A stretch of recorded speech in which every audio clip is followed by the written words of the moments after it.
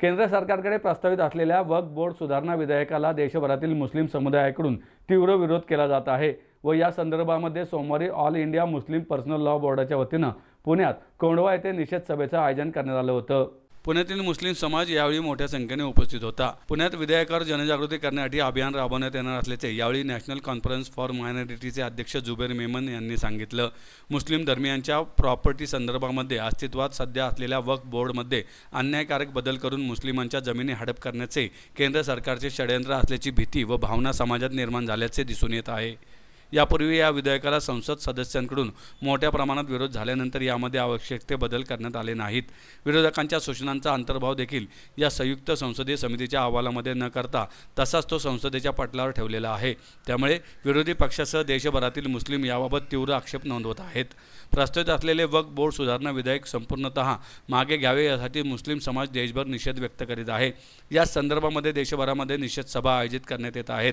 यासाठी पुण्यामध्ये निषेध सभेचं आयोजन करण्यात आलं होतं। प्रस्तावित वक्फ बोर्ड सुधारणा विधेयक हे मुस्लिम समाजाच्या हक्क व अधिकारांवर गदा आणण्याचा प्रकार असून तो खपवून घेतला जाणार नाही व त्याविरोधात लोकशाही मार्गाने आंदोलन करण्यात येईल असं यावेळी सांगण्यात आलं। यावेळी मौलाना उमरेन महफूज रहमानी राष्ट्रीय सचिव AIMPLB, मौलाना निजामुद्दीन पुणे प्रभारी AIMPLB, महाराष्ट्र मुस्लिम कॉन्फरन्सचे अध्यक्ष हाजी जुबेर मेमन, मुफ्ती हसनैन सिटी काजी मालेगाव, कारी इद्रिस अंसारी अध्यक्ष पुणे जमियात उलमा ए हिंद, जावेद शेख अध्यक्ष महाराष्ट्र कृती समिती, ॲडव्होकेट सुलताना शेख राष्ट्रीय सचिव भीम आर्मी, BM कांबळे मुक्ती शहीद यासह पुण्यातील विविध पक्ष संघटनांचे प्रमुख नेते व कार्यकर्ते उपस्थित होते।